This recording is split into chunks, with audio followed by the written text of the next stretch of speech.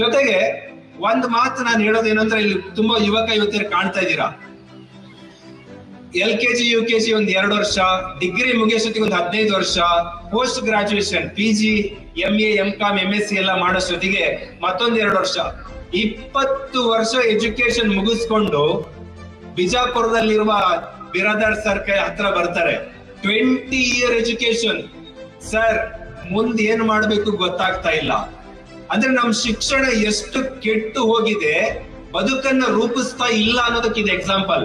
20 ವರ್ಷಗಳ ಕಾಲ ಓದಿದ ಹುಡುಗನಿಗೆ ನಾಳೆ ಏನ್ ಮಾಡ್ಬೇಕು ಅನ್ನೋದು ಗೊತ್ತಿಲ್ಲ, ವಾಟ್ ನೆಕ್ಸ್ಟ್ ಗೊತ್ತಿಲ್ಲ. ಇಂಥ ಸ್ಥಿತಿಯಲ್ಲಿದೆ ನಮ್ ದೇಶ, ನಮ್ ಪರಿಸ್ಥಿತಿ. ಹಾಗಾಗಿ ಹುಡುಗ ಹುಡುಗಿಯರು ಎಷ್ಟು ಎಚ್ಚರಿಕೆಯಿಂದ ಇರಬೇಕು, ತಂದೆ ತಾಯಿಂದರು ಎಷ್ಟು ಹುಷಾರಾಗಿ ಮಕ್ಕಳ ಬದುಕು ಕಟ್ಕೊಡ್ಬೇಕು ಅಂತ ನೋಡೋದಾದ್ರೆ, ಇಲ್ಲೊಬ್ಬ ಹುಡುಗನ್ ತೋರಿಸ್ತಾ ಇದ್ದೀನಿ. ಈ ಹುಡುಗ ಎಷ್ಟು ಜನಕ್ಕೆ ಗೊತ್ತಾಯ್ತು? ಕೈ ಎತ್ತಿ ನೋಡೋಣ.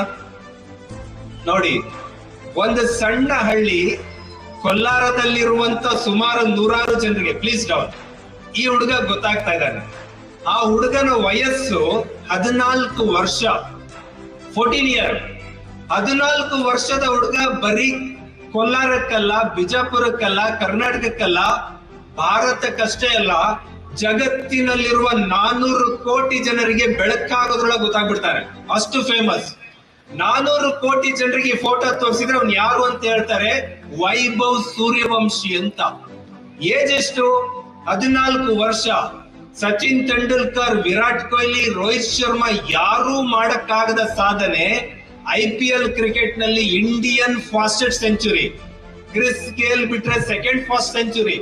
14 ವರ್ಷಕ್ಕೆ ಈ ಕೆಲಸ ಮಾಡ್ತಾನ ಹುಡುಗ ಅಂದ್ರೆ ಎಷ್ಟು ವರ್ಷಕ್ಕೆ ಅವ್ನ್ ಪ್ರಾಕ್ಟೀಸ್ ಸ್ಟಾರ್ಟ್ ಮಾಡಿರ್ಬೇಕು ಅಂತ.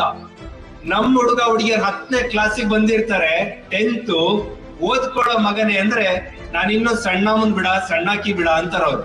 PUC ನಾನಿನ್ನೂ ಸಣ್ಣಾಕಿ, ಡಿಗ್ರಿ ನಾನಿನ್ನೂ ಸಣ್ಣವನು. ಯಾವಾಗ ಓದ್ತೀಯ? ಡಿಗ್ರಿ ಮುಗಿದ್ಮೇಲೆ ಓದ್ತೀನಿ ಅಂತಾರೆ. ಡಿಗ್ರಿ ಮುಗಿಸೋದು 21 ವರ್ಷ. ಇಲ್ಲೊಬ್ಬ ಹುಡುಗನ್ ತೋರಿಸ್ತಾ ಇದ್ದೀನಿ, 14 ವರ್ಷಕ್ಕೆ ಅವನು ಅಚೀವ್ಮೆಂಟ್ ಮಾಡ್ಬಿಟ್ಟಿದ್ದಾನೆ. ತಂದೆ ತಾಯಿಗೆ ನಂಬಿಕೆ ಉಳಿಸ್ಕೊಂಡಿದ್ದಾನೆ. ನೀವು ನಂಬ್ತಿರೋ ಇಲ್ಲೋ, 12 ವರ್ಷ ಆದಾಗ ಈ ಹುಡುಗನ್ ಕ್ರಿಕೆಟ್ ಆಡ್ಸೋದಕ್ಕೆ ದುಡ್ಡು ಕೊಡಕ್ ಅವ್ರ ಅಪ್ಪನ ಹತ್ರ ದುಡ್ಡಿಲ್ಲ ಬಿಹಾರದಲ್ಲಿ. ಅಪ್ಪನಿಗೆ ನಂಬಿಕೆ ಇದೆ, ನನ್ನ ಮಗ ಏನೋ ಮಾಡ್ತಾನೆ ಅನ್ನೋ ನಂಬಿಕೆ ಇದೆ. ಆ ನಂಬಿಕೆಯ ಕಾರಣಕ್ಕೆ ಹೊಲ ಮಾರ್ಕೊಂಡು ದುಡ್ಡು ತಂದು ಕೊಡ್ತಾನೆ. ಅಪ್ಪ ಹೊಲ ಮಾರ್ಕೊಂಡ್ ತಂದು ಕೊಟ್ಟಂತ 10-12 ಲಕ್ಷ ದುಡ್ಡಿತ್ತಲ್ಲ, ಒಂದ್ ರಾತ್ರಿಯಲ್ಲಿ ದುಡಿತಾನೆ ಹುಡುಗ 1.5 ಕೋಟಿ ರೂಪಾಯಿನ. ಅಂದ್ರೆ ತಂದೆ ತಾಯಿಗಳು ನಮ್ಮ ಮೇಲೆ ನಂಬಿಕೆ ಯಾವಾಗ ಇಡ್ತಾರೆ ಅಂತ ಅಂದ್ರೆ ನಾವು ಅದನ್ನ ಸಾಧಿಸ್ತೀವಿ ಅಂತ ಪ್ರೂವ್ ಮಾಡ್ಬೇಕು. ಆ ಕೆಲ್ಸ ಈ 14 ವರ್ಷದ ಹುಡುಗ ಮಾಡಿದ್ದ. ನಾನ್ ಹೇಳೋದಿಷ್ಟೇ, ನಾನು ಇನ್ನೂ ಸಣ್ಣನು ಅನ್ನೋ ಯೋಚನೆಯನ್ನ ಹುಡುಗರು ಬಿಡಬೇಕು, ಯುವಕರು ಬಿಡಬೇಕು. 10-12 ವರ್ಷಕ್ಕೆ ನಿಮ್ ಸಾಧನೆ ಸ್ಟಾರ್ಟ್ ಆಗ್ಬೇಕು. 20-21 ವರ್ಷಕ್ಕೆ ನೀವು ಜಗತ್ತಿನಲ್ಲಿ ಫೇಮಸ್ ಆಗಿರ್ಬೇಕು. ಇಲ್ಲಿ ಇನ್ನೊಂದು ಫೋಟೋ ತೋರಿಸ್ತಾ ಇದ್ದೀನಿ. ತಮಿಳ್ನಾಡಿನ ಹುಡುಗ ಇವನು, 18 ವರ್ಷ. 18 ವರ್ಷಕ್ಕೆ ವರ್ಲ್ಡ್ ಚಾಂಪಿಯನ್ ಇನ್ ಚೆಸ್ ಒಳಗೆ ಜಗತ್ತಿನ ಚಾಂಪಿಯನ್ ಆಗಿ ರೂಪುಗೊಳ್ತಾನೆ. ನಮ್ಮ ಹುಡುಗರು ಇನ್ನು 18 ವರ್ಷಕ್ಕೆ IPL ಮ್ಯಾಚ್ ನೋಡ್ತಾ ಕೂತ್ಕೊಂಡಿರ್ತಾರೆ. ಅಂದ್ರೆ ಸಾಧನೆ ಮಾಡೋ ಏಜ್ ಬಹಳ ಬೇಗ ಆರಂಭ ಆದ್ರೆ ಬಹಳ ಬೇಗ ಯಶಸ್ಸು ಬರುತ್ತೆ. ಯುವಕ ಯುವತಿಯರಿಗೆ ಗೊತ್ತಿರ್ಬೇಕು, 23 ವರ್ಷ ಆದ್ಮೇಲೆ ಸಾಧನೆ ಮಾಡೋಕ್ಕಾಗಲ್ಲ. ನಾನ್ ಏನ್ ಆಗ್ತೀನಿ ಅನ್ನೋದು ಗೊತ್ತಾಗದೆ 23 ವರ್ಷಕ್ಕಿಂತ ಒಳಗೆ. ಆ 23 ವರ್ಷದ ಒಳಗಾಗಿ ನಾನು ಡಾಕ್ಟರ್ ಆಗ್ತೀನೋ, ಇಂಜಿನಿಯರ್ ಆಗ್ತೀನೋ, ಟೀಚರ್ ಆಗ್ತೀನೋ, ಪ್ರೊಫೆಸರ್ ಆಗ್ತೀನೋ, IPS ಆಗ್ತೀನೋ, IAS ಆಗ್ತೀನೋ, ಏನೋ ಒಂದು ಡಿಸೈನ್ ಬರುತ್ತೆ. ನೀವು ಆ 23 ವರ್ಷ ಕಳ್ಕೊಂಡು, 30 ವರ್ಷ ಕಳ್ಕೊಂಡು, 35 ವರ್ಷ ಆದಾಗ ನಾನು ಏನೋ ಕೆಲಸ ಮಾಡ್ಬೇಕು ಅಂತ ಯೋಚನೆ ಮಾಡೋ ಕಾಲ ಅಲ್ಲ ಇದು. ಕಾಲ ಆಗ್ಲೇ ಬದಲ್ಗಯ. 14 ವರ್ಷದ ಹುಡುಗ ಸಾಧನೆ ಮಾಡ್ತಾ ಇದ್ದಾನೆ, 18 ವರ್ಷದ ಹುಡುಗ ವರ್ಲ್ಡ್ ಚಾಂಪಿಯನ್ ಆಗ್ತಾ ಇದ್ದಾನೆ. ನಮ್ ಕೊಲ್ಲಾರದ ಯುವಕ ಯುವತಿಯರು 8 ಗಂಟೆವರೆಗೂ ಮಜಾ ನಿದ್ದೆ ಮಾಡ್ಕೊಂಡಿರ್ತಾ ಇದ್ದಾರೆ.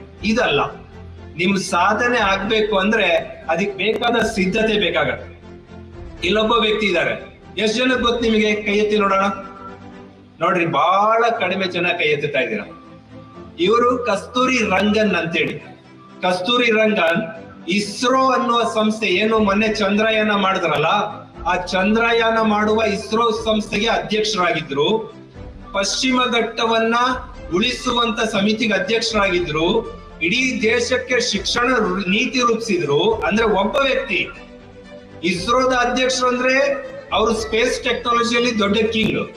ವೆಸ್ಟರ್ನ್ ಘಾಟ್ ಅಂದ್ರೆ ಪರಿಸರ ಶಾಸ್ತ್ರದಲ್ಲಿ ದೊಡ್ಡ ಬಾಸ್. ಶಿಕ್ಷಣ ತಜ್ಞ. ಇಂಥ ಒಬ್ಬ ವ್ಯಕ್ತಿ ಕಳೆದ ತಿಂಗಳು ಸತ್ತೋಗ್ತಾರೆ. ನಮ್ಮ ಯುವಕ ಯುವತಿಯರಿಗೆ ಇವ್ರು ಯಾರು ಅಂತ ಗೊತ್ತಾಗ್ತಾ ಇಲ್ಲ. ಧಾರಾವಾಹಿನ ನಟ ಒಬ್ರು, ಫಿಲಂ ನ ನಟ ಒಬ್ರು ಯಾರೋ ಸತ್ತೋದ್ರೆ ಇಡೀ ಕರ್ನಾಟಕ ರಾಜ್ಯ ಮೌರ್ನಿಂಗ್ ಅಲ್ಲಿ ಇರುತ್ತೆ. ಅದು ತಪ್ಪಲ್ಲ, ನಾವು ಅದಕ್ಕೆ ಶೋಕಾಚರಣೆ ಮಾಡೋಣ. ಅದ್ರ ಜೊತೆಗೆ ಬೇರೆ ಎಜುಕೇಶನ್ ಇಲ್ದೇ ಇರೋರು ಇವ್ರು ಗುರುತಿಸಿಲ್ಲ ಅಂದ್ರೂ ಪರವಾಗಿಲ್ಲ, ಶಿಕ್ಷಣ ಪಡೆದಂತವ್ರು ಇವ್ರನ್ನ ಗುರುತಿಸುವಂತ, ಅಂದ್ರೆ ನಾಲೆಡ್ಜ್ ಬಿಟ್ಟು ಪ್ರಪಂಚ ಇನ್ನೆಲ್ಲ ಹೋಗ್ತಾ ಇದೆ. ಜ್ಞಾನದ ಕಡೆ ಅರಿವೇ ಇಲ್ಲ.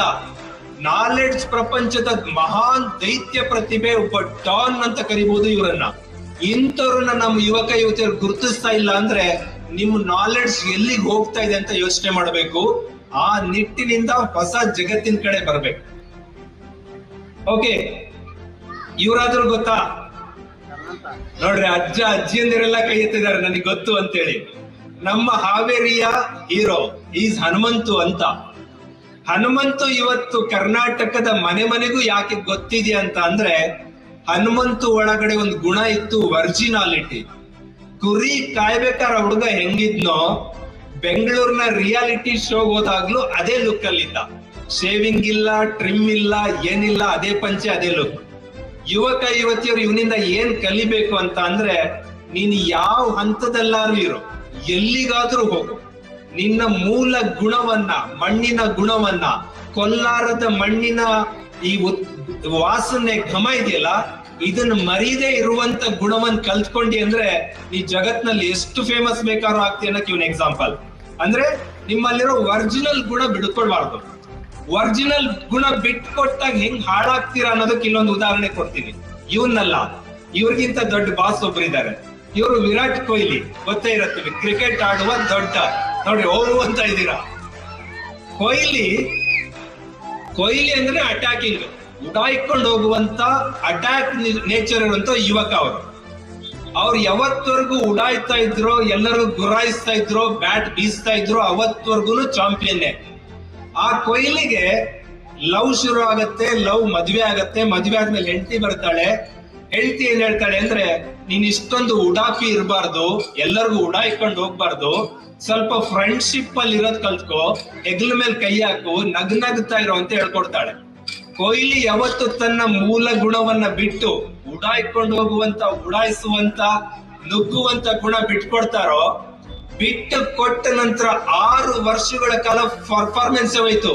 ಕೊಹ್ಲಿ ಬ್ಯಾಟಿಂಗ್ ಹಿಡಿದ್ರೆ ಯಾರು ಚೋಟ ಮೋಟ ಬೌಲರ್ ಬಂದು ಔಟ್ ಮಾಡಕ್ ಸ್ಟಾರ್ಟ್ ಮಾಡಿದ್ರು. ಅವಾಗ ಮತ್ತೆ ಒಬ್ಬ ಸೈಕಾಲಜಿಸ್ಟ್ ಹೇಳ್ತಾರೆ ಕೊಹ್ಲಿ ಅವರಿಗೆ, ಕೊಹ್ಲಿ ನೀನು ಇಷ್ಟು ಸಾಫ್ಟ್ ಆಗಿದ್ರೆ ಉತ್ತಮ ಆಟಗಾರ ಆಗಕ್ಕಾಗಲ್ಲ, ನಿನ್ನ ಗುಣನೇ ನುಗ್ತಾ ಇರೋದು. ನೀನ್ ಯಾವತ್ತು ಗೂಳಿ ನಂದಿ ಆಗಬಾರ್ದು, ಗೂಳಿ ಏನಾಗಿರ್ಬೇಕು, ಗುಳಿನಾಗಿರ್ಬೇಕು.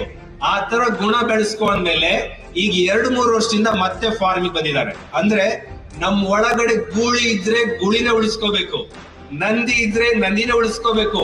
ಅವಾಗ ಮಾತ್ರ ಯುವಕ ಯುವತಿಯರು ಸಾಧನೆ ಮಾಡಕ್ ಸಾಧ್ಯ ಆಗತ್ತೆ.